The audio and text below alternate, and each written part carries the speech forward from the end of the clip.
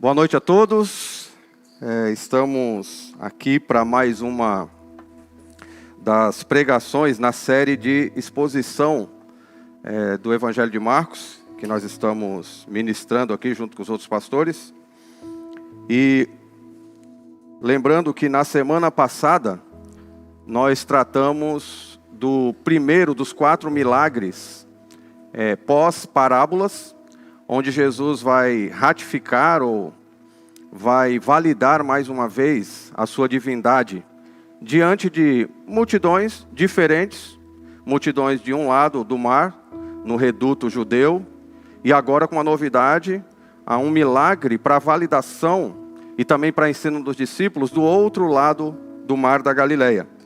Então nós vamos orar, e eu convido vocês que não assistiram ou não tiveram acesso ainda à pregação da semana passada, que acessem o site da igreja ou acessem o YouTube da igreja, e vocês podem achar esse vídeo lá. Seria bem interessante para você se contextualizar e poder também entender alguns detalhes do que vai ser exposto hoje à noite. Vamos orar, entregar esse tempo nas mãos do Senhor e vamos ler, implicar e aplicar mais esse trecho da palavra de Deus. Senhor nosso Deus, nós te pedimos que o Senhor nos ajude a entender a tua palavra. Nós sabemos que até mesmo para entender a tua palavra, nós precisamos da iluminação do Espírito Santo. E eu te peço, Senhor, que nesta noite, nós que já somos crentes, convertidos, teus filhos, sejamos iluminados pelo teu Espírito que habita em nós, para entender, para nos sentirmos motivados a praticar e para criar planos bem pessoais e criativos de aplicar a tua palavra.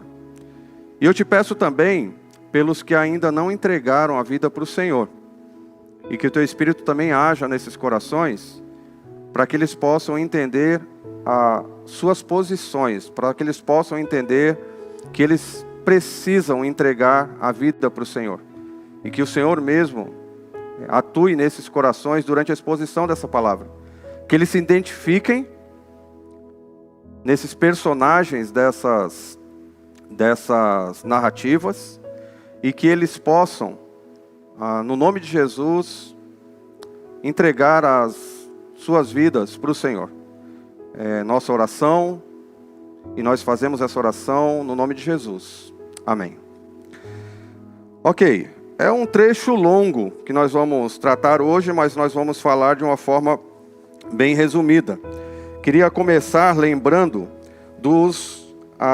da nossa mensagem, da mensagem do livro. Então, o Evangelho de Marcos, ele é dividido em 2 partes. Se vocês tiverem essa curiosidade e lerem com esse propósito durante a semana, vocês vão perceber que dos capítulos 1 até 10, especificamente de 1:1 a 10:52, nós vamos ver o padrão do discipulado cristão se encontrando no servo de Deus, Jesus Cristo, cujo serviço, essa primeira parte fala sobre o serviço de Jesus em prol da humanidade. Nesse serviço nós vamos ver Jesus curando, Jesus expulsando demônios, Jesus tendo muita compaixão das pessoas, até mesmo dos que o perseguem. E a segunda parte, que vai do capítulo 11:1 até o capítulo 16:20, é a autentificação da mensagem de Jesus, que é o sacrifício pela humanidade, por toda a humanidade. Então, o que nós temos em Marcos? O serviço e o sacrifício de Jesus. E é interessante notar que esses temas eles vão aparecendo de forma cíclica no livro. Nós vemos Jesus validando o seu ministério, nós vemos Jesus vindicando o seu ministério, nós vemos Jesus oferecendo compaixão, sendo perseguido, aí nós vemos Jesus separando pessoas, dedicando tempo para os seus discípulos, mas novamente ele volta a pregar para as multidões, curar pessoas diante das multidões, expulsar demônios, validar seu ministério. E nós vemos esses temas se revezando no desenrolar do Evangelho de Marcos. Só que nós percebemos o seguinte, relembrando o que foi dito na semana passada, até o capítulo 10, Jesus dedica muito tempo às multidões, a esse ministério de serviço. E daí em diante, ele começa a trabalhar ensinando sobre o reino e dedicando mais tempo para treinar os seus discípulos, os seus apóstolos, para que eles dessem prosseguimento ao seu ministério aqui na terra e a propagação e a expansão do reino de Deus. E é isso que nós vamos ver nas narrativas de hoje, que fazem parte dessas 4 narrativas que começam ali na travessia de Jesus para a região dos Gadarenos, dos Gerazenos. E na semana passada nós vimos Jesus acalmando uma tempestade e lidando com esse tema que de forma contrastante a gente vai encontrar também nessas outras narrativas. Jesus vai trabalhar com um contraste entre o medo e a fé. Ele vai trabalhar também com contraste entre fé e incredulidade. E ele vai trabalhar também com contraste entre pessoas que entendem o reino por causa do que viram e do que ouviram, pessoas que o aceitam como Deus, e outras pessoas que não o aceitam. Por isso, fé, incredulidade e fé e medo. E nós vamos ver que Jesus, ele não está tão preocupado com pessoas que têm medo. Mas, e aí foi a nossa conclusão da semana passada, a nossa reação ao medo vai demonstrar a qualidade da nossa fé e como está o nosso coração diante do Senhor. Dito isto, queria que vocês observassem aí, creio que está aí na tela de vocês, um quadro resumo de Marcos, capítulo 5, versículos 1 a 43. E vocês podem perceber nesse quadro que as 3 narrativas, elas estão entrelaçadas. Elas vão tratar, sim, elas vão ter esses temas que também aparecem ali na narrativa da travessia de Jesus, nesse tempo mais dedicado aos 12 ali no barco. Nós vemos o homem endemoniado, e aí no quadro vocês vão perceber alguns propósitos, a gente vai detalhar mais isso no decorrer da exposição. Nós temos a narrativa da mulher que sofria de hemorragia, que está dentro de uma outra narrativa. Então Jesus atravessa lá para a região dos Gadarenos, e a gente vai ter essa narrativa dele expulsando essa legião de demônios daquele homem. Jesus volta aqui para a região dos judeus, ali para a região de Cafarnaum, e ele vai ter um encontro com Jairo, que tem a sua filha doente. Só que no caminho para a casa de Jairo, existe uma outra narrativa. Então, a narrativa dentro da outra. E essa narrativa vai tratar de uma mulher que sofria de hemorragia. E depois ele retorna para a narrativa de Jairo, conclui, e a gente vai ter essas lições. Ok? Então, sem mais delongas, abram aí suas Bíblias em Marcos capítulo 5, e nós vamos tratar dessa primeira narrativa, versículos 1 a 20. A narrativa vai tratar de um embate, de um confronto entre Jesus e alguns demônios que estavam controlando totalmente um homem que vivia ali em Gadara. Então lembrem, Jesus ensina para os discípulos no barco e desce lá na região. Eles chegam do outro lado e ele desce naquela região lá de Gadara, dos Gerazenos. E após essa lição sobre fé que Jesus dá aí para os discípulos durante a tempestade, desembarcando ali, eles vão enfrentar uma outra realidade que amedrontava muita gente ali na época. Pessoas possessas por demônios. E isso era muito comum ali. E tanto o pessoal que vivia desse lado, gentios, quanto judeus, eles tinham muito medo disso. Principalmente uma situação como essa que a gente vai ver desse rapaz aqui, desse homem. Versículo 1 diz o seguinte: eles atravessaram o mar e foram para a região dos Gerazenos. Então, pela primeira vez, nós percebemos aqui Jesus saindo aqui do reduto judeu e atravessando lá para o lado dos gentios. Quais os propósitos de Jesus deixar essa audiência judaica e agora atravessar ali para falar com os gentios?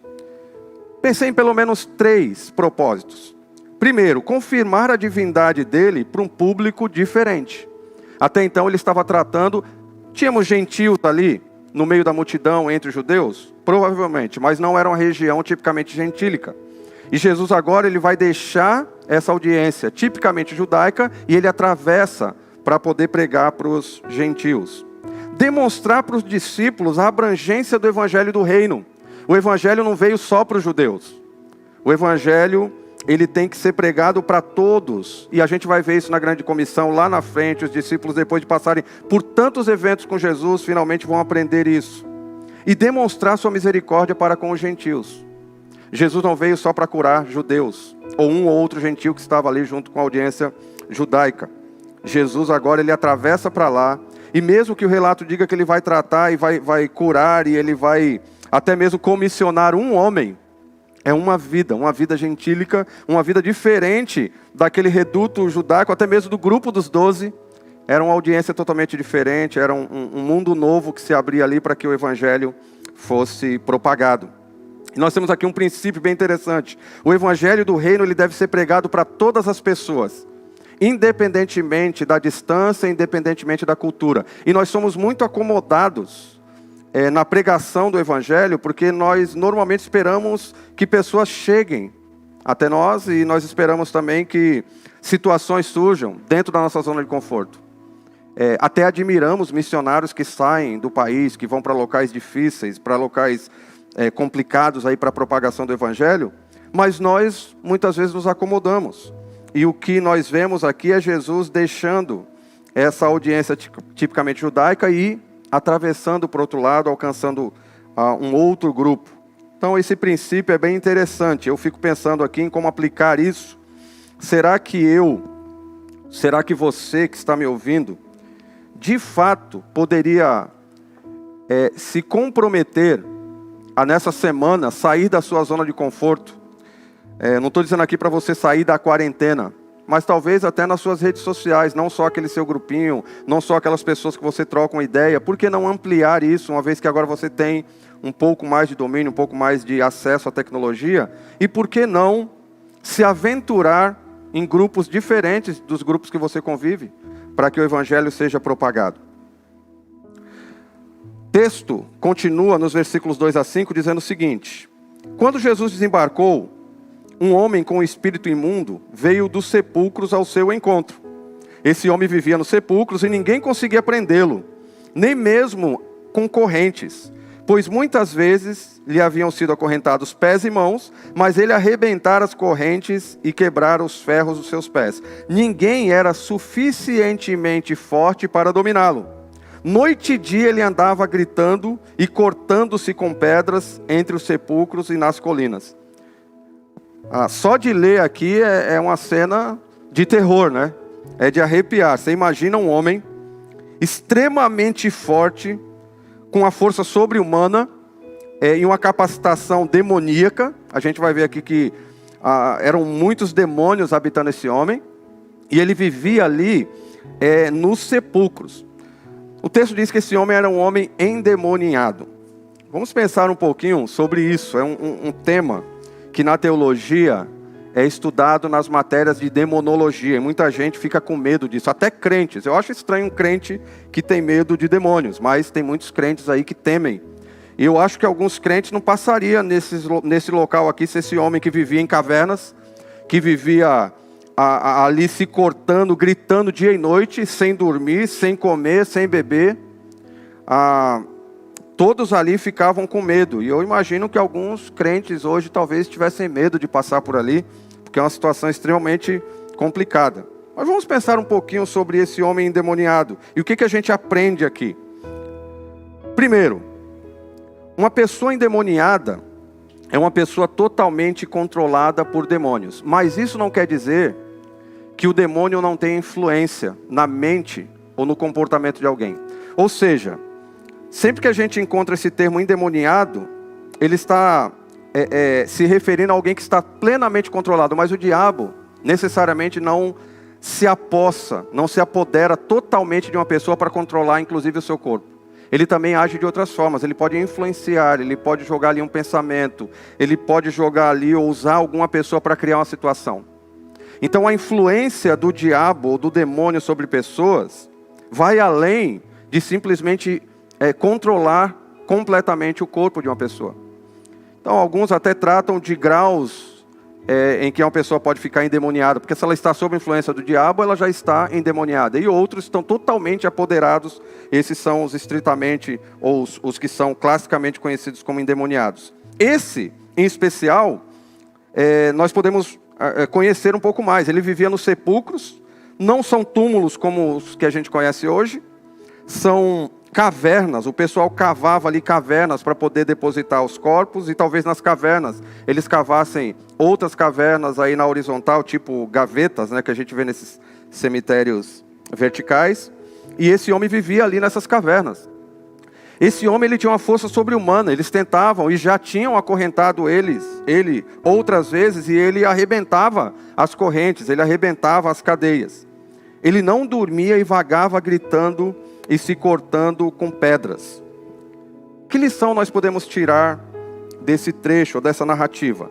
Satanás e os demônios podem controlar totalmente uma pessoa não convertida.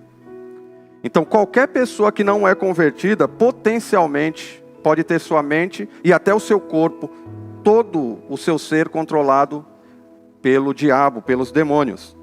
Mas uma pessoa convertida, ela não pode ser completamente controlada. Ela pode ser até sugestionada, ela pode ser influenciada, oprimida, mas ela não pode ser controlada. O diabo não pode se apossar do corpo de um crente, porque nós somos selados pelo Espírito Santo. E o Espírito Santo não vai permitir, e nós não podemos, não temos mais, o diabo não tem mais permissão para poder se apossar dos nossos corpos. Pessoas endemoniadas, controladas por demônios, nem sempre apresentam essas características, mas elas podem ter a força sobre-humana e apresentar poderes extraordinários. Então, nós precisamos analisar algumas situações em que o próprio diabo pode se apossar de pessoas, não necessariamente para fazer o que está fazendo com esse homem nessa narrativa, mas para executar algumas coisas sobre-humanas, miraculosas, muito grandes, que vai nos impressionar, coisas que não são ligadas à palavra, ou que não são de Deus. Então o diabo, ele tem sim uma força para poder controlar pessoas e apresentar características extraordinárias ou sobre-humanas. Agora nós vamos ver o que acontece quando esse homem se encontra com Jesus. Esse homem era muito forte, esse homem era amedrontador, ele tinha uma força brutal, esse homem metia medo em todo mundo ali na região. Só que ele se encontra agora com Jesus, e o trecho diz o seguinte, a partir do versículo 6. Quando ele viu Jesus de longe, correu e prostrou-se diante dele, e gritou em alta voz: Que queres comigo, Jesus, filho do Deus Altíssimo? Rogo-te, por Deus, que não me atormentes. Pois Jesus lhe tinha dito: Saia deste homem, espírito imundo. Então Jesus lhe perguntou: Qual é o seu nome? Meu nome é Legião, respondeu ele, porque somos muitos. Implorava a Jesus com insistência que não os mandasse sair daquela região. Uma grande manada de porcos estava pastando numa colina próxima. Os demônios imploraram a Jesus: Manda-nos para os porcos, para que entremos neles. Ele lhes deu permissão, e os espíritos imundos saíram e entraram nos porcos. A manada, de cerca de 2.000 porcos, atirou-se precipício abaixo, em direção ao mar, e nele se afogou. Quando eu leio esse trecho aqui, a primeira pergunta que eu faço é: cadê o homem amedrontador? Cadê o homem forte? Cadê o homem que arrebentava cadeias? Cadê o homem que não dormia dia e noite, atormentando todo mundo por força de muitos demônios? Ele está se prostrando diante de Jesus. Ele está reconhecendo Jesus como Deus. E ele está suplicando para que Jesus não os elimine. Os demônios falando através desse homem, né? Então nós percebemos aqui alguns contrastes. É interessante notar que os líderes religiosos, lá do outro lado do mar, os judeus, eles rejeitaram Jesus. E parece que por uma ironia divina aqui fica registrado que os líderes religiosos rejeitam Jesus e o endemoniado se prostra e adora Jesus. Isso é muito interessante para a gente perceber o contraste. Por que que os demônios se prostram diante de Jesus? Primeiro porque o diabo conhece Jesus e sabe quem ele é. Na verdade, alguns até brincam, dizem que o diabo, ele treme diante de Jesus, às vezes muito mais do que alguns crentes, né, que dizem conhecer a Jesus. O diabo sabe do seu fim, o diabo sabe das profecias acerca dele, e por isso os demônios provavelmente falaram isso, e se prostraram e falaram, não nos elimine, não nos mande para fora dessa região. A segunda lição que nós tiramos aqui, é que os demônios, eles têm poder limitado, e eles se submetem ao poder ilimitado de Jesus. Perceberam isso? Por mais poderoso que esse homem, capacitado pelos demônios, fosse, ele se submete, os demônios se submetem agora a Jesus, que tem um poder ilimitado. Não sei se você já parou para pensar por que Jesus permite, ou que os demônios vão para a manada dos porcos, né? Sempre tem os engraçadinhos que dão algumas teorias, né? Tipo, em casa eu convivo com 2 corintianas, e elas falaram, quando eu perguntei para elas durante a semana, eu estava preparando a mensagem, eu perguntei, por que será que Jesus permite que os demônios saiam desse homem e vá para a manada dos porcos? Elas falaram, é óbvio, Jesus era corintiano, e ele manda os demônios para a torcida do Palmeiras, né? Os porcos pastando ali. Gente, heresia pura, né? Mesmo vindo de pessoas lá de casa. Ironias à parte, brincadeiras à parte, pensa no espetáculo. 2.000 porcos gritando, grunhindo e pulando no mar e se afogando. Foi algo assim extraordinário. Se aquele homem já assustava, mas talvez ele assustasse, ele metia medo, o pessoal cortava caminho, mas já sabia que ele estava por ali. Agora imagina, o pessoal que cuidava dos porcos, o pessoal que estava passando perto ali, vê 2.000 porcos se jogando do mar, possuídos pelos demônios. Foi algo extremamente estratégico que Jesus fez ali. A permissão de Jesus a esse pedido dos demônios não mostra a fraqueza de Jesus. Os demônios pediram e Jesus obedeceu. Não. Os demônios suplicaram e Jesus permitiu. Depende da forma com que você olha. Os demônios não fazem nada sem a permissão de Deus. Tudo que acontece, acontece sob a permissão de Deus. Tudo. 2.000 porcos se jogando no mar. Pelo poder dos demônios, por permissão de Jesus, para que isso mobilizasse todos os povos ali da região. A gente vai ver uma nova multidão se formando agora por causa desse evento. Porque o endemoniado foi liberto e porque os demônios se apoderaram dos porcos e os porcos se jogaram ali do precipício. Nós temos algumas lições interessantes aqui também. Os demônios reconhecem a divindade de Jesus e são limitados na sua ação. E uma segunda lição é que Jesus tem autoridade sobre a ação dos demônios. A gente percebe isso no relato de Jó. Quando o diabo quer tocar em Jó, ele tem que pedir permissão a Deus. Então Deus nos protege, nos guarda, como a gente já vem aprendendo nas outras exposições. E tudo que acontece, não só a nós, como a outras pessoas, é permitido. Está dentro de uma esfera de permissão dada por Deus. O diabo, ele não faz nada além do que é permitido por Deus. É um paradoxo. Deus já poderia ter eliminado os demônios de vez, mas existe um plano, lembra? Existe um plano sendo executado, e dentro desse plano, neste momento da história, os demônios ainda agem, mas sob a autorização do Senhor. Se você tiver que lidar com alguém endemoniado nessa semana, o que você faria? Boa pergunta, né? Não, Justo, essa aplicação eu não quero para mim essa semana, não. Me livra aí de ter que estar de frente de um endemoniado. Mas e se isso acontecer? E se isso já aconteceu? E se isso vier a acontecer em um futuro próximo? Eu queria te propor que, se você estiver diante de uma pessoa endemoniada ou totalmente controlada, lembre-se que ela está agindo sob permissão e com um poder limitado pelo poder ilimitado de Jesus. E uma segunda lição é que nós não devemos ter medo dos demônios, porque nós somos salvos, redimidos, selados, e nós somos de Deus, nós somos de Jesus Cristo. Então o que nós devemos fazer diante disso? Evocar o nome de Jesus Cristo, clamar a Deus, vencer o medo, sim, não se desesperar diante do medo, porque as cenas de uma pessoa endemoniada às vezes são amedrontadoras, mas lembrar que Deus é mais poderoso, Jesus Cristo é mais poderoso e que ele tem que se submeter sim ao poder de Cristo. Vamos aqui para o final da narrativa, onde a gente encontra os resultados, versículos 14 a 20. Os que cuidavam dos porcos fugiram e contaram esses fatos nas cidades e nos campos. Lembra que eu disse que era estratégica essa ida, essa permissão de Jesus para que os demônios fossem para os porcos? E o povo foi ver o que havia acontecido. Quando se aproximaram de Jesus, viram ali o homem que fora possesso da legião de demônios, assentado, vestido e em perfeito juízo. Se aqui diz que ele estava sentado, vestido, tem uma outra característica lá que a gente pode acrescentar. Ele não comia, não dormia, andava nu, ali pelas cavernas, atormentando todo mundo. Agora ele está sentado, vestido, em perfeito juízo. E ficaram com medo. Eles ficaram com medo de quê?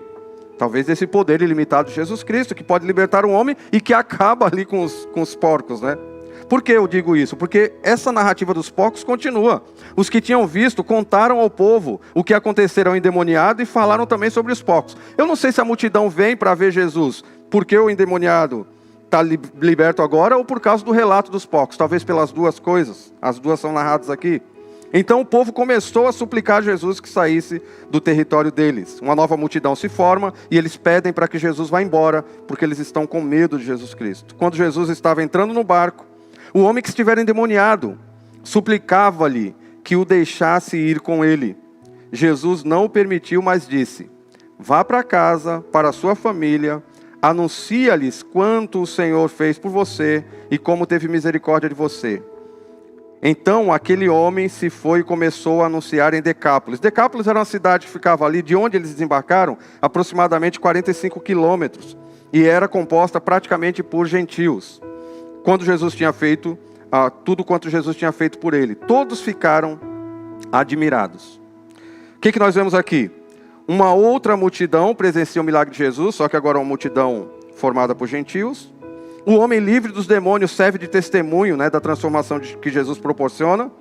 O que aconteceu com os porcos deixa ali os gerazenos com medo de Jesus, talvez por causa desse seu poder ilimitado. Lembra que o povo naquela época era muito voltado para o sobrenatural, e eles veem agora: quem é esse curandeiro? Quem é esse feiticeiro que tem um poder tão grande? Eles eram gentios, lembrem disso. O homem que até então era endemoniado, agora convertido, se torna um missionário instantâneo na sua região. Porque Jesus diz: vai lá e prega para os seus. Não precisou ir para o seminário, não precisou fazer o caminho do discipulado. Ele simplesmente foi contar o seu testemunho e pregar o que tinha acontecido. E esse conjunto da obra, a libertação de um endemoniado de uma legião, e o que aconteceu ali com os porcos, essa autoridade de Jesus em permitir que os demônios fossem para os porcos, esse conjunto da obra deixa todos extremamente admirados. 2 princípios nós podemos tirar aqui desse trecho. Os milagres, eles serviam e ainda servem para demonstrar a compaixão de Jesus e para validar a mensagem à pessoa de Jesus, não para outros fins. Essa semana, alguém aí estava prometendo uma semente com o nome "Se tu uma bênção", e você planta essa semente, e essa semente vai brotar e vai nascer uma plantinha, e na plantinha vem escrito "Se tu uma bênção". Por módicos R$1.000 você pode comprar essa semente, vai ser entregue na sua casa, e se você plantar, essa plantinha aí vai crescer na sua casa e você vai ser liberto do coronavírus. Não precisamos nem colocar nos sites de heresiologia, porque a própria justiça já está indo atrás dessa pessoa, por charlatanismo, por promessa de milagre em troca de dinheiro. Não é para isso que os milagres estão registrados na Bíblia. Os milagres ainda existem, Jesus ainda tem poder hoje, sim, mas não para escrever o nome numa sementinha para curar o coronavírus. É para validar o seu nome e sua mensagem, por misericórdia, por compaixão, quando Ele quer, com quem Ele quer. Jesus tem poder ilimitado, mas Ele não se submete aos falsos mestres que ensinam o contrário hoje. Um outro princípio é que todos que são convertidos têm a vida transformada. A exemplo do que aconteceu com esse homem. Alguns de uma forma mais rápida, outros de uma forma mais lenta, mas todos vão apresentar transformação. Estou pensando aqui em pelo menos 2 aplicações para essa semana. use estratégias ou formas criativas para expor o evangelho genuíno. Não estou dizendo aí para você procurar uma manada de porcos perto de um precipício, mas por que não usar situações que chamem a atenção, situações que façam as pessoas pararem para pensar sobre, e aí você prega o evangelho genuíno. Não vá pregar promessas, não vá pregar o que vem na sua mente. O evangelho genuíno pode ser pregado logo depois que você usa alguma estratégia criativa para que as pessoas pensem sobre o que você vai falar. E faça como o homem que foi liberto por Cristo. Pregue o evangelho usando o seu testemunho de conversão. Escreva seu testemunho de conversão. Eu era assim, Jesus Cristo fez isso na minha vida, e a partir daqui Ele tem feito isso, isso, isso. Transforma isso numa postagem, usa isso para mandar para pessoas, compartilha isso com pessoas, de preferência de fora do seu círculo, que já te conhece. Então faça o que o homem fez. Uma vez liberto, pregue o evangelho. Então essa primeira narrativa termina aqui. Um homem liberto de uma legião, um homem que se torna um missionário, um milagre que valida a mensagem de Jesus agora no meio gentílico, e os discípulos ali, junto com Jesus, aprendendo mais lições. Nós estávamos no barco, estávamos com medo, e agora a gente vê aqui Jesus mais uma vez mostrando que Ele é Deus. Os gentios estão com medo e mandam Jesus embora, e nós?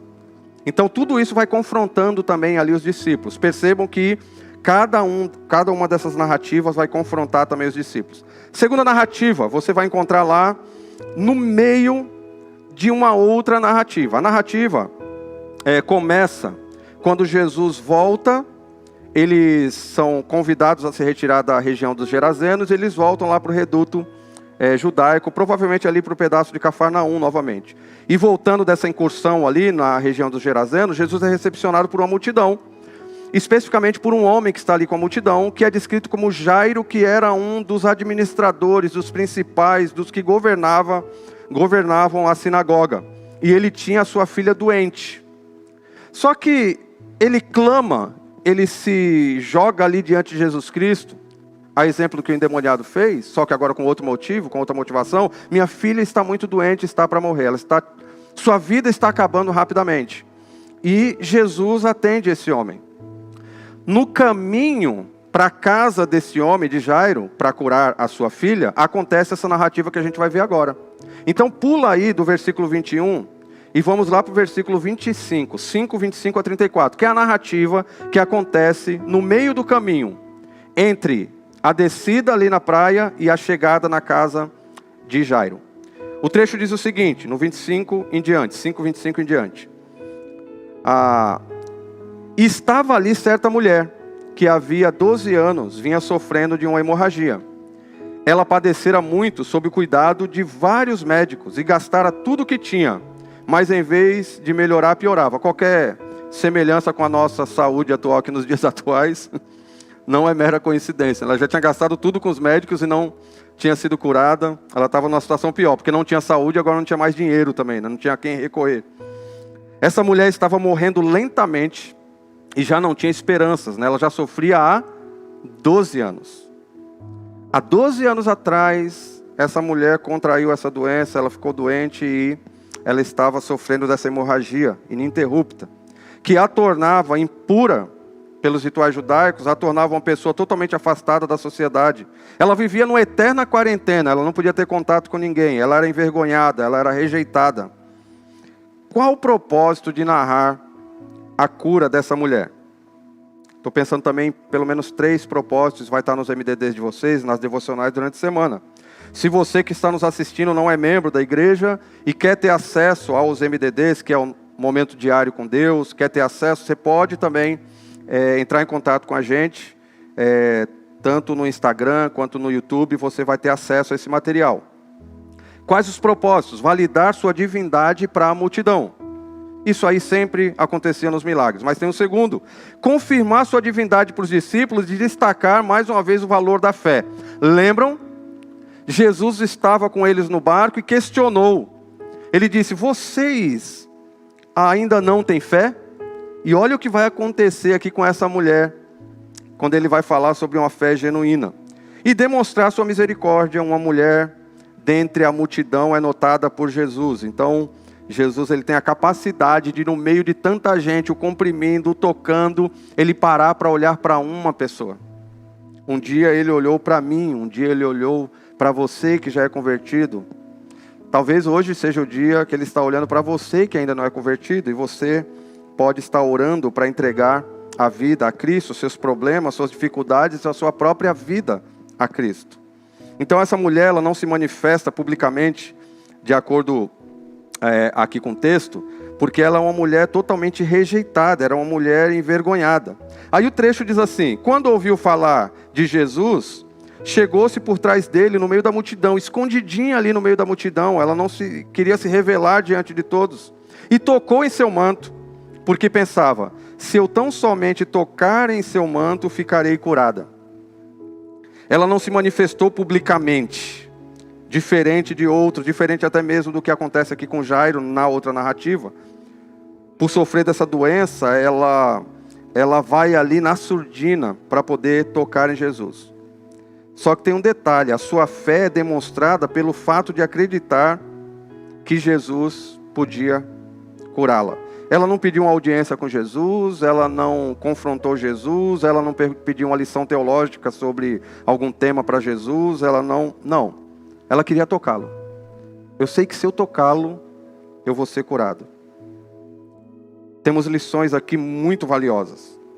Mais tarde a gente vai entender que a fé vem pelo ouvir. A gente vai ver isso nos evangelhos, a gente vai ver isso nas cartas. Mas essa mulher, ela já está praticando isso. Ela ouviu acerca do que Jesus estava fazendo e ela tinha uma fé genuína. Como é que a gente sabe que a fé desta mulher era genuína e de outros que estavam ali não era? Pelo decorrer, pelo desenrolar da narrativa. Jesus valoriza, elogia, ele diz: a sua fé é genuína. Tinham outros tocando, né? Tinha muita gente ali. Um outro princípio, ou outra lição muito valiosa, é que quando nos aproximamos de Jesus, de fato, nós devemos acreditar que Ele tem um poder ilimitado. Muitas vezes nós pedimos coisas para Jesus, nós nos aproximamos dEle, querendo que Ele nos livre de alguma situação, Ele nos cure, Ele nos abençoe, mas ao mesmo tempo estamos criando planos paralelos para poder garantir caso Jesus não tenha esse poder. Não, Jesus ele tem um poder ilimitado. E aquela mulher, ela tinha essa convicção: se eu chegar ali nele, se eu tocar nele, eu vou ser curada. Pense comigo, nessa semana, como é que você pode aplicar isso? Talvez uma sugestão, eu quero que você crie seus próprios planos, mas uma sugestão: avaliar os seus pensamentos e atitudes em relação à fé que você professa. É o que eu vou fazer, avaliar meus pensamentos e as minhas atitudes. Quando eu me aproximo de Jesus, será que eu estou sendo hipócrita? Ou de fato eu acredito que Jesus pode resolver o meu problema? Gente, olha o que acontece aqui agora. O milagre acontece. Imediatamente cessou sua hemorragia. E ela sentiu em seu corpo que estava livre do seu sofrimento. No mesmo instante, ou imediatamente, Jesus percebeu que dele havia saído o poder. Perceberam? Virou-se para a multidão e perguntou: quem tocou em meu manto? Pergunta que os discípulos devem ter feito. Tem centenas aqui, talvez milhares de pessoas se cercando e tocando. Como é que a gente vai saber quem tocou no Senhor? Os discípulos eram assim, memes prontos, né? Eles tinham assim atitudes extraordinárias, não diferentes das nossas se nós estivéssemos lá. Eu faria a mesma coisa, eu olhar e falar: Jesus, assim, tipo, quem te tocou? Olha aqui que multidão, né? Todos estão te tocando. Mas ele estava falando especificamente daquela mulher. Perceba, no mesmo momento, ela sente no seu corpo a doença indo embora, e Jesus sente no seu corpo o poder saindo, passando para aquela mulher. Nós temos mais uma lição sobre cristologia aqui, sobre Jesus ser 100% Deus, 100% homem, porque ele sentiu o seu poder divino. Jesus é Deus, ele tinha poder para, simplesmente por ser tocado, curar uma pessoa, mas esse poder saiu do seu corpo, ele sentiu saindo do seu corpo. Ele era homem, mas ele era Deus, e ele vai mostrando isso a todo momento. Um princípio bem interessante desse trecho é o seguinte: mesmo não sendo uma obrigação Por misericórdia, Jesus pode nos curar, independentemente do processo. Com ele vai curar de uma forma, com outro, num outro momento de outra forma. Ele não cria um processo. Jesus reconhece a motivação de quem se aproxima dele, e ele valoriza essa fé. Mas Jesus é extremamente misericordioso, ele cura quando ele quer. Mas o fato é que aqui nesse trecho, nós percebemos esse poder de Jesus divino, curando essa mulher. Eu fico pensando numa aplicação, novamente quando eu crio essas aplicações, eu penso em mim e tento colocar alguma coisa que me ligue a vocês, mas você pode criar outros planos. Durante essa semana, eu vou avaliar se eu enxergo até a medicina como instrumento usado por Deus para a minha cura. Eu creio que Jesus pode me curar de qualquer forma, inclusive com a medicina. Mas eu submeto a medicina ao poder de Deus. Eu não vou acreditar cegamente na medicina. Porque se Deus não quiser, isso não vai funcionar também. Então, de uma forma muito simples, antes de tomar um comprimido, ore. E peça a Deus para que o comprimido faça efeito. Talvez isso demonstre um pouco mais da sua fé, não apenas na medicina, mas também no poder de Deus usando a medicina. E se Deus quiser, Ele pode curar de outras formas. Ele já fez isso de diversas outras formas. Eu lembro de uma vez que eu passei vergonha nessa área, porque a Ive, minha esposa, sofre de asma. Nós éramos seminaristas lá em Atibaia, e numa noite, onde a Ive teve uma crise de asma, já era automático, eu já deixava o inalador do lado, já com remédio, porque eu sabia que às noites frias ela ia ter ataque de asma. Eu simplesmente, de olho fechado mesmo, ligava na tomada e entregava para ela, e ela fazia a inalação e dormia novamente. Só que nessa noite, faltou luz. E ela teve uma crise de asma e o inalador não funcionou. E aí eu tive que orar.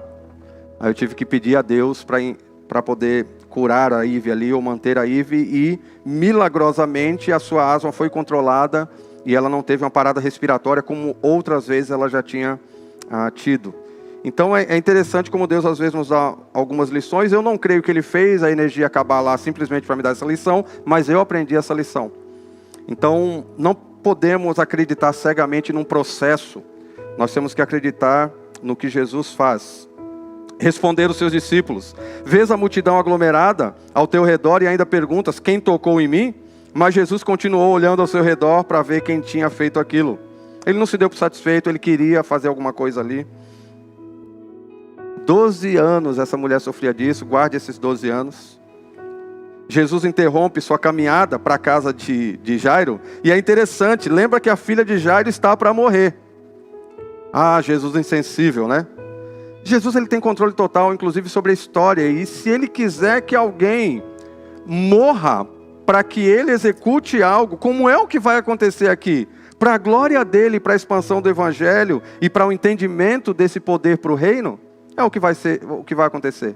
A agenda de Jesus é um pouco diferente da nossa, né? Nós somos imediatistas e achamos que Jesus perdeu o controle. Ele sabe o que ele está fazendo e ele tem que fazer aquilo naquele momento. Ele interrompe a caminhada ali para dar atenção àquela mulher desconhecida, essa ilustre desconhecida, e usa a situação para ensinar alguma coisa sobre a fé. Muitos estavam tocando Jesus, mas aquela mulher tocou com uma motivação diferente. Pelo menos 2 lições muito claras. Mesmo em meio à multidão, Jesus nota uma pessoa. Ele é totalmente onipresente, onisciente, onipotente. Ele conhece tudo, ele está em todos os locais. Ele conhece as mágoas, as dores de cada um. E ele pode olhar individualmente para uma pessoa no meio da multidão. E Jesus valoriza também uma fé genuína. Como é que eu posso demonstrar minha compaixão por pessoas individualmente e objetivamente nessa semana? Você é uma pessoa que se compadece de outros? Como é que você aplica isso? Como é que você para de olhar para a multidão e olha para uma pessoa e fala: essa pessoa aqui, eu acho que eu vou focar nessa semana e vou ajudá-la? Nesses próximos dias, será que você pode, junto comigo, se comprometer a avaliar sua motivação ao se aproximar de Jesus? É de fato o resultado de uma fé genuína ou você tem outros interesses? Para a gente pensar um pouco na hora de criar nossos planos de ação. E aí vem o resultado maravilhoso. Essa mulher, sabendo o que lhe tinha acontecido, versículos 33 a 34, aproximou-se, prostrou-se aos seus pés. Lembra? Os demônios se prostraram, Jairo se prostra, agora a mulher se prostra, e tremendo de medo. Opa, essas mulheres aí essa mulher vai levar agora uma bronca, do tamanho da bronca que os discípulos levaram no barco, porque ela também está com medo. E contou-lhe toda a verdade. Ela testemunhou. Olha, eu era isso, eu era aquilo, e por isso eu vim aqui e toquei no Senhor. Então ele lhe disse, olha a bronca que Jesus dá nessa mulher. Filha, a sua fé a curou. Vá em paz e fique livre do seu sofrimento. Lembra que nós estamos batendo na mesma tecla? A reação que você tem ao medo. Ter medo é normal, mas o que motivou esse medo e essa reação é que vai determinar o que está no seu coração. Então, mesmo com medo, a mulher se revela e testemunha da sua cura. E Jesus essa fé e a despede em paz. Aqui nós temos um princípio muito interessante, presta atenção nisso. Lembrem que numa noite anterior, os discípulos foram ensinados por Jesus acerca dessa fé e desse medo. Mas pensem um pouquinho. Enquanto no barco, eles foram exortados por causa de um medo que ofuscava a sua fé, e eles eram discípulos, aqui uma mulher desconhecida se torna conhecida por causa da sua fé, independentemente do seu medo. Dá para perceber isso? Independentemente do medo, essa mulher é elogiada, porque a sua fé é genuína. Eu queria que você fizesse uma lista das motivações que te fazem aproximar de Jesus, e ore pedindo para que Ele mesmo faça com que você tenha uma fé genuína.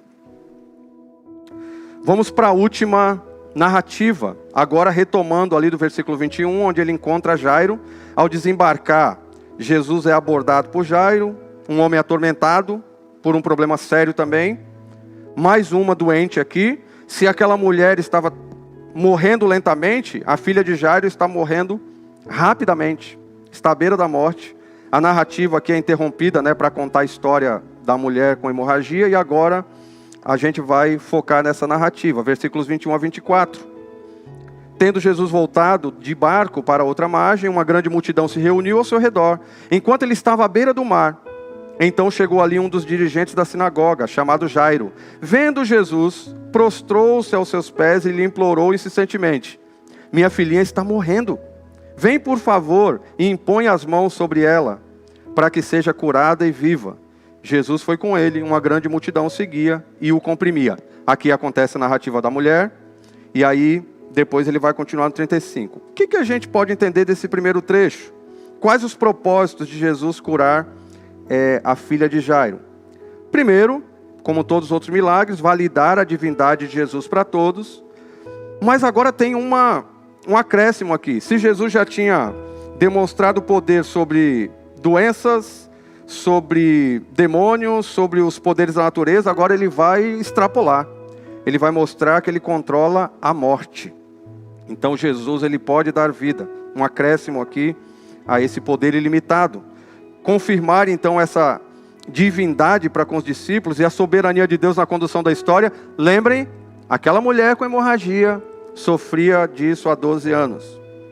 E demonstrar sua misericórdia. Ele ressuscita a filha de um dirigente da sinagoga. Lembrem que os judeus, principalmente os dirigentes da sinagoga, os fariseus, todos esses da liderança judaica, perseguiam Jesus. E agora um vem e se prostra diante de Jesus.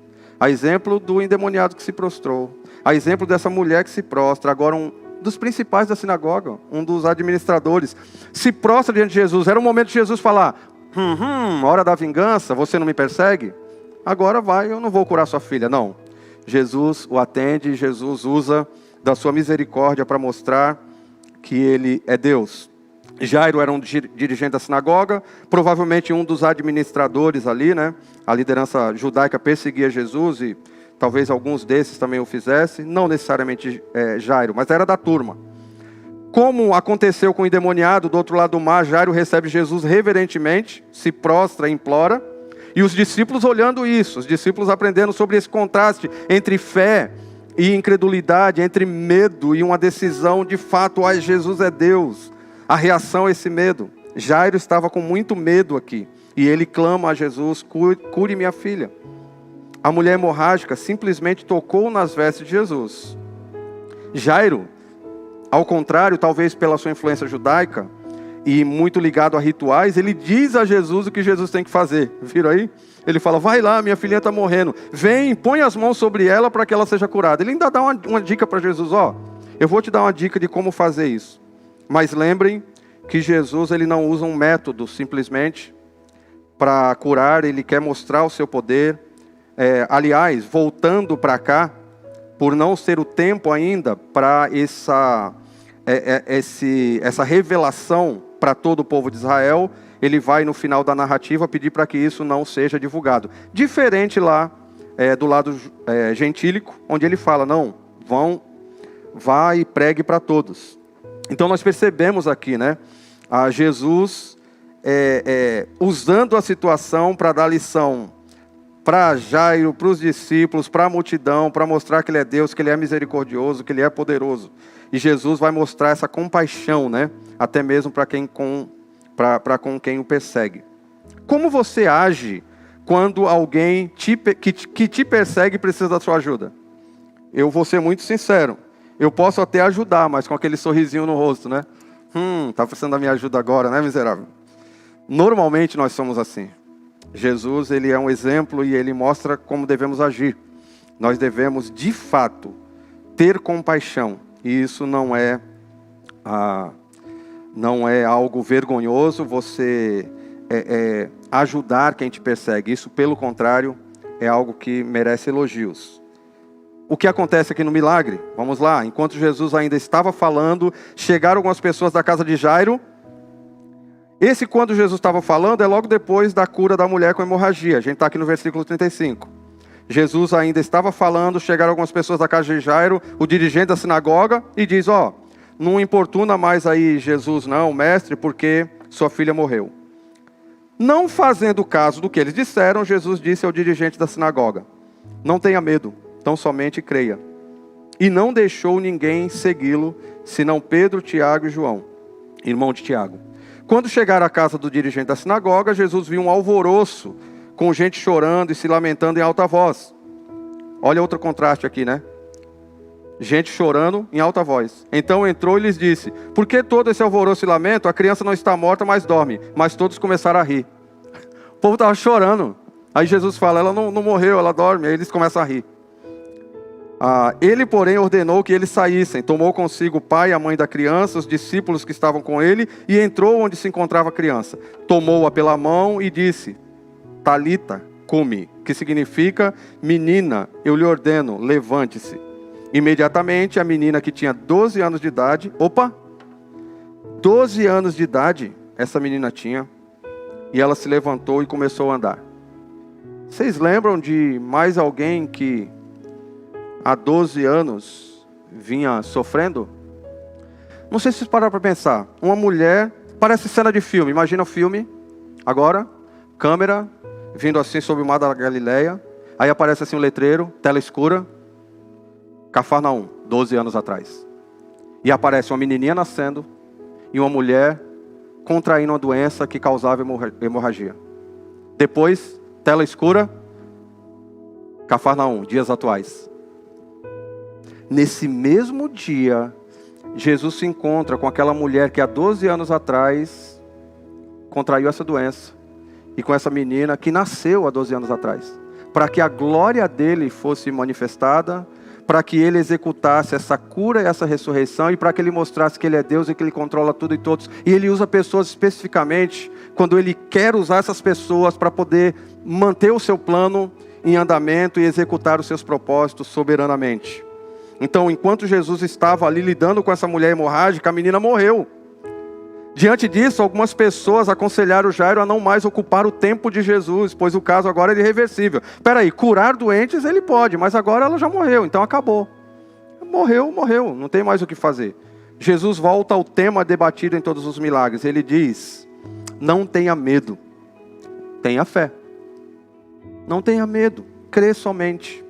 Jesus volta a selecionar aqui o grupo que presenciaria o milagre, discipulado, treinamento mais específico, e com esse grupinho ele vai lá executar o milagre. E como eu destaquei na leitura, né?